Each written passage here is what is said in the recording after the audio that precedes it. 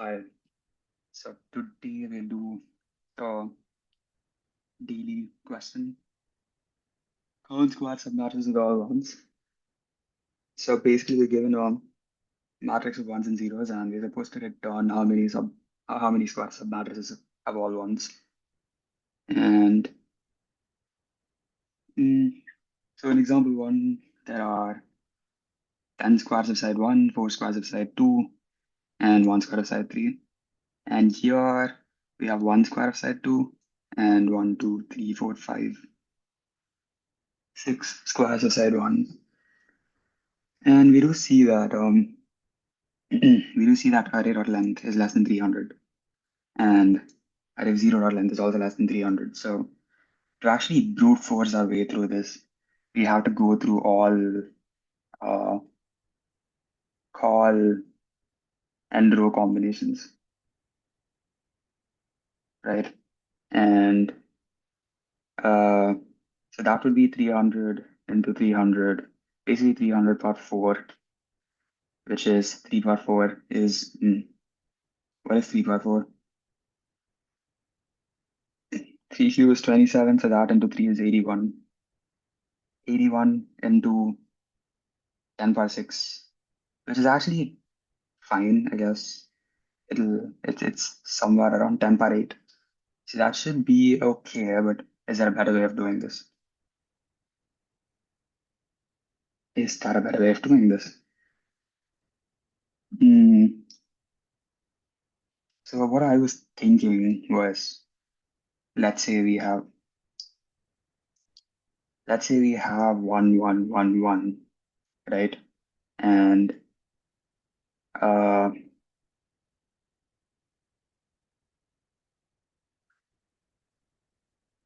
um,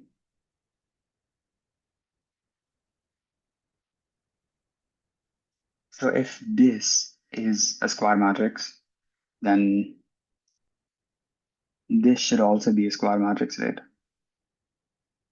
So this 3 cross 3 square matrix is actually made up of uh,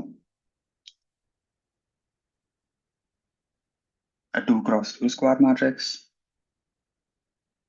right? Right. Mm, so what can we do with this observation? If there is some way of figuring out these are all ones and these are all ones, I think we can do that by using prefix sum. So if prefix sum of this minus prefix sum of this is equal to uh, 3 or 2, yeah, 2, then it means all of these are ones. Now, actually, I should be looking at this element and subtract the prefix sums. And if that is equal to 3, then we know that these are all ones. And we can do the same thing here. But how do we actually find out that this is a square matrix? And even if we do find out that this is a square matrix, where do we store it? Hmm,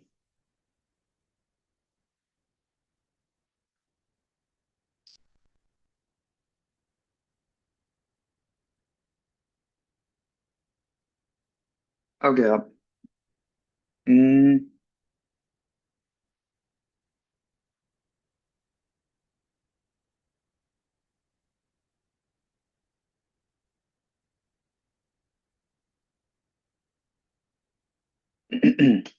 so how about I have like a DP array kind of structure and basically store here that this is the bottom right corner of a 1 cross 1 matrix and also the bottom right corner of a 2 cross 2 matrix.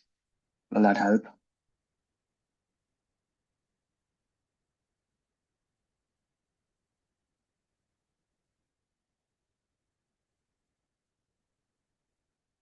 Yeah, so if this is the bottom right corner of, let's say, a 1 cross 1 matrix, then when I'm looking at this index, And if the prefix sum of this portion is 2, and the prefix sum of this portion is also 2, then we know that we actually can get a 2 cross 2 matrix from this 1 cross 1 matrix. So,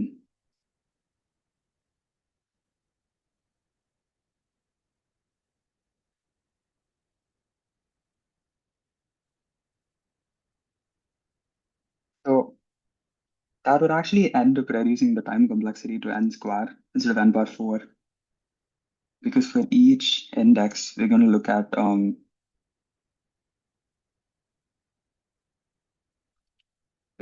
the prefix sums of indices before it, and that actually doesn't do anything.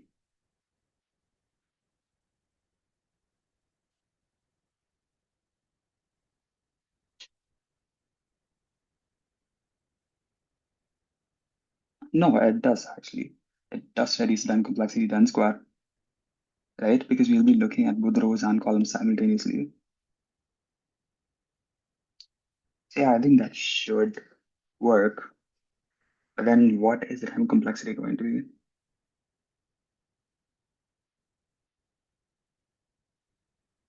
So let's say, okay, let's clear this. So to actually store if each index is the bottom right corner of some dimensional matrix, what should we do? So I want to store here a list. So basically I'm saying for each index in the matrix, for each I comma j in the matrix, I want to have a list that basically tells me if this is the bottom right corner of some dimensional matrix. So if it is a bottom right corner of a one-dimensional matrix, I'll have one. If it is also the bottom right corner of a two-dimensional matrix, I'll have two, and so on. So I think the space complexity is going to be n cube, which is not bad actually. We're reducing the time complexity at the cost of space complexity. So yeah, I think that should work. So I'm gonna have db gonna be um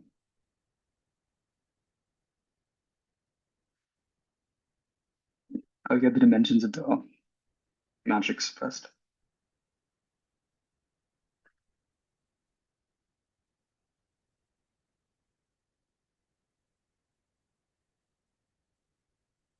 So db is gonna be the chain range uh, n cross n. So yeah.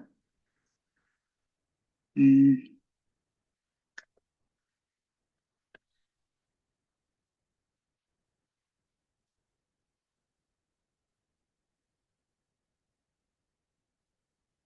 um, or I am range m, right? And I also need prefix sum. So for that, I'm gonna need another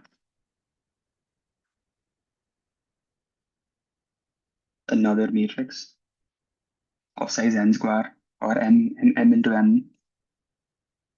Um,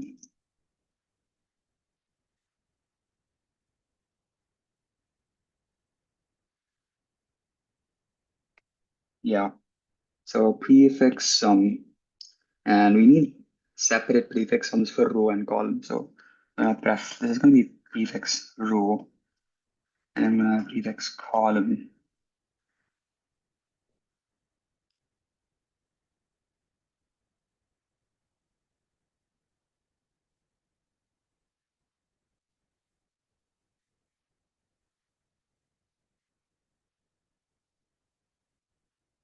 Yeah, that should be good. Now, um, right. So I'm gonna be traversing normally. So the outer loop will go row wise and the inner loop will go column wise. So let's do that. Or maybe I think I probably should calculate the prefix sums first. Y in range and J in range and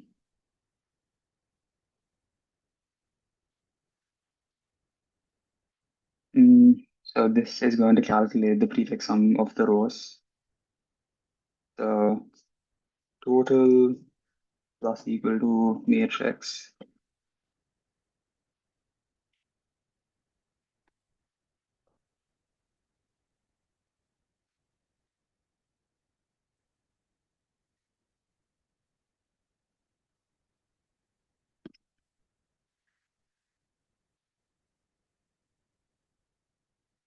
Mm,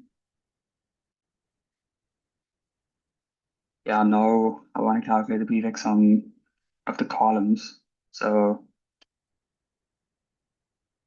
mm, J and range n because you want to go column wise first.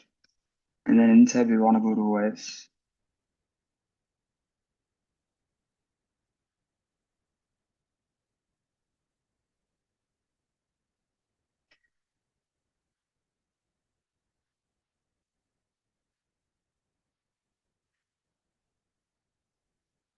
And if call is equal to total. Yeah, so that should populate a prefix sum matrices. Now we'll actually go into the DB part. So mm, yeah, I in range and G in range and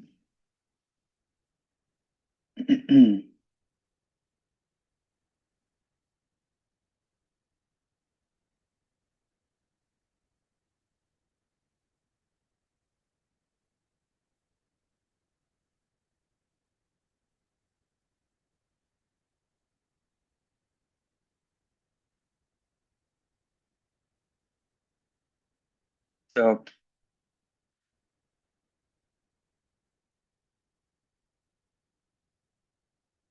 I'm actually gonna if I equal to 0 and G equal to 0, I'm gonna continue.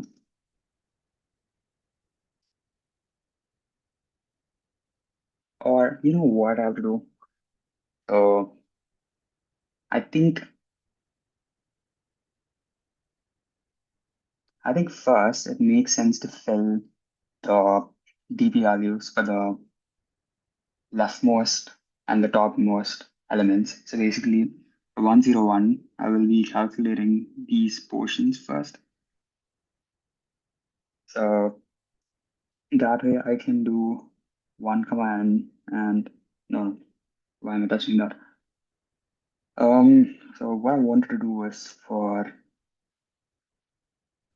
I in range, for G in range, and now I want to go through the topmost elements, and if they are equal to 1, then I'm gonna set DP of that. I'm gonna append 1 to the DP array of the corresponding position, to the corresponding position of the DP array.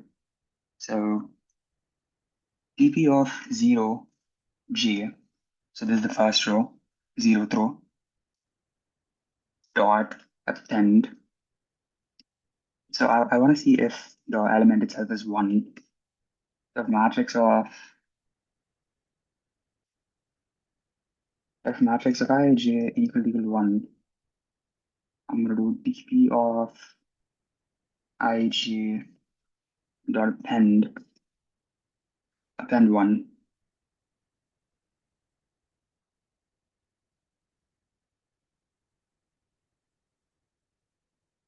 Yeah, that makes sense.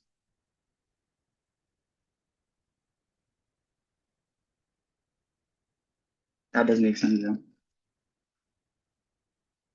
Uh, if matrix is 0j, 0j, and I'm gonna do the same thing for the 0th column as well. In range and if matrix of I0 equal to 1, dp of I0 dot append 1. Okay, now we can go to the main loop, try and range.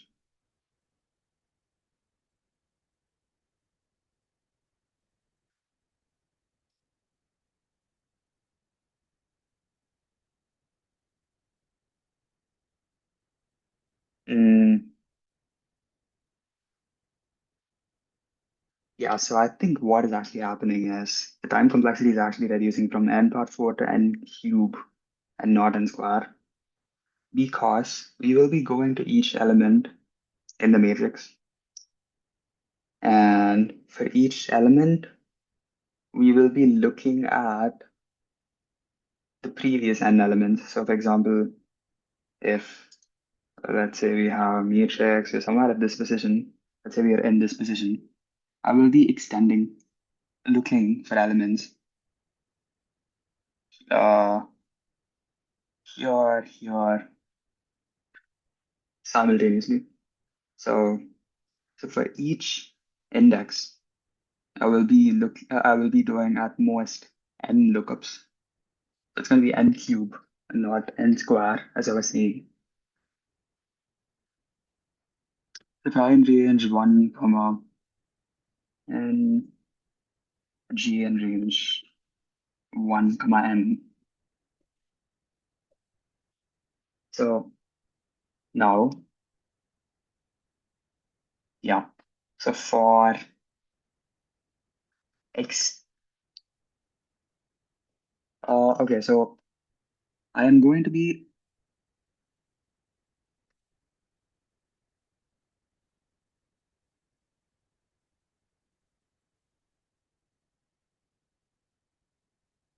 so I want to access the DP array of the element that is diagonally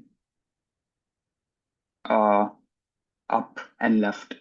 So if I'm here, I want to be accessing the DP of this to see if that has like any values in the DP array.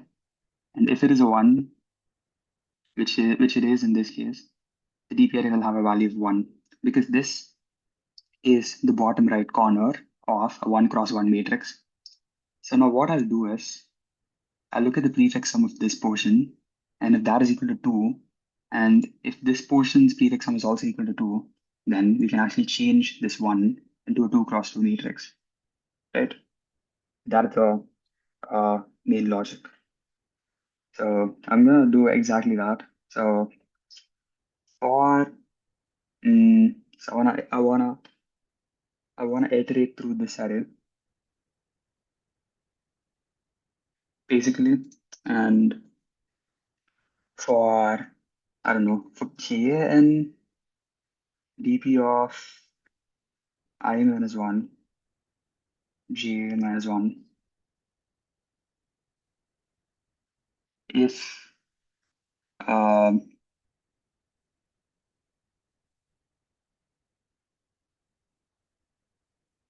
yeah, so if prefix ref row of ij minus pref row of mm,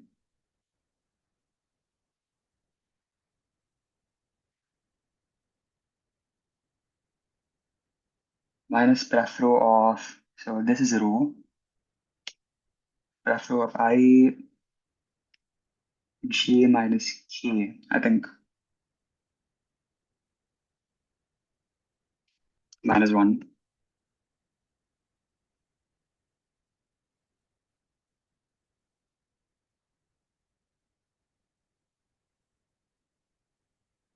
Yeah, yeah, this makes sense because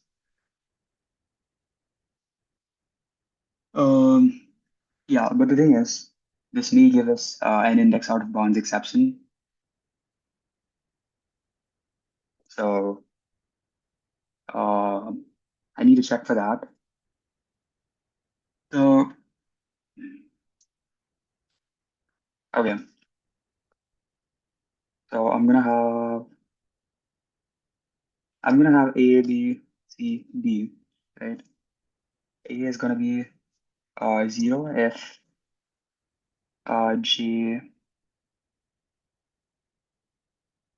minus. So A, B is going to be for calculating the prefix sum of the rows, right? So B is going to be prefix row ij, and A is going to be 0 if j minus k minus 1 less than 0. It's going to be prefix row of I j minus k minus 1 if j minus k minus 1 greater than or equal to 0. Else it's going to be 0. Yep. And coming to C and D, it is going to be the same thing, but for the columns. Prefix call of I, I'll do D first. Prefix call of ij. And C is going to be prefix call of I minus k minus 1 if I minus k minus 1 j. If I minus k minus 1 greater than or equal to 0, else it's going to be 0. Yep.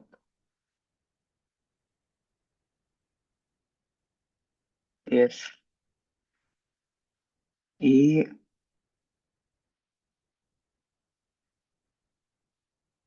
if A if B minus A equal to B minus C, and this also has to be equal to k plus 1 if I'm not wrong. Yep. And B minus A equal to k plus 1. Then what we can do is dp of ij dot append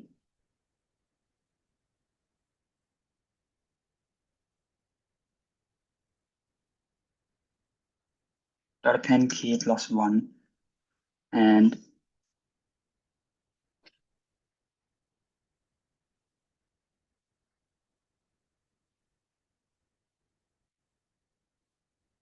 yeah, actually what I can do is I can put 0 here because every element is the bottom right corner of a matrix of dimension 0 to 0. And I can actually remove this whole thing. And I can make it the plain old loop that we had. That should work.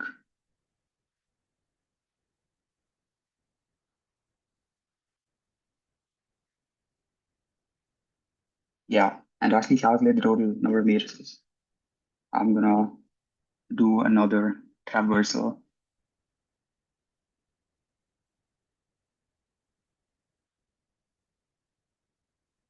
Okay, what?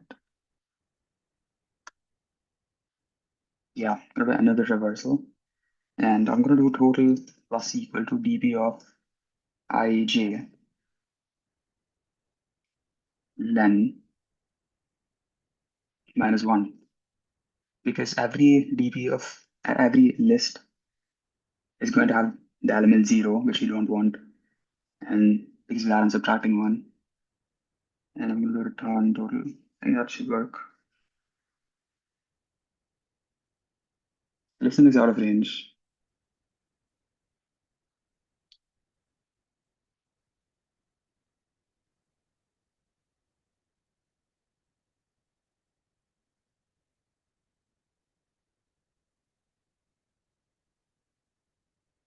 Okay, what? For I in range n,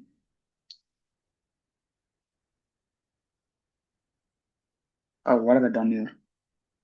I think my mn values are wrong. So I want j to have n, What have I done here? Okay, so m is going to be, okay, I'll have n actually, because we're going to have n rows and m columns, is what I've assumed here. Yeah, so if you have n rows and m columns, is this right? Nope.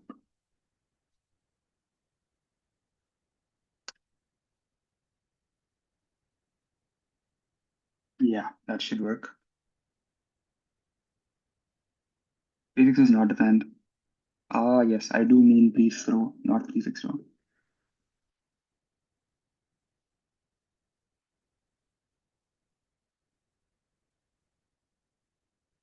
Nth object is not subscriptable.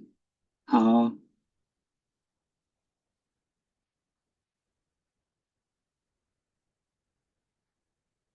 oh, what am I doing here? Oh my God.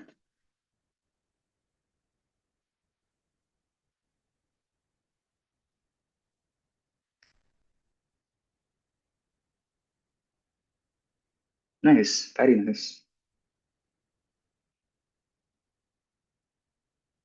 Okay, it works. And I'm pretty sure it's gonna be fast.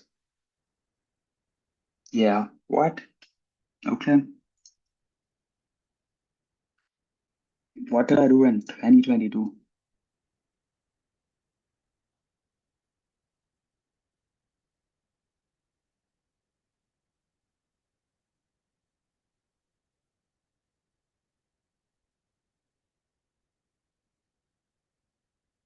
Hmm. Hmm.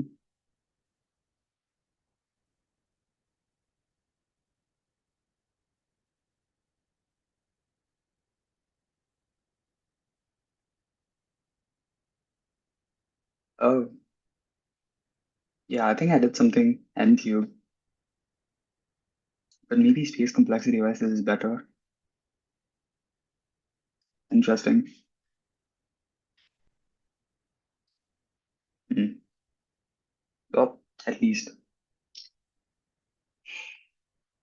Uh, at least I was able to redo the n cube solution. Okay, yeah, that's it for this video. I'm going to stop recording.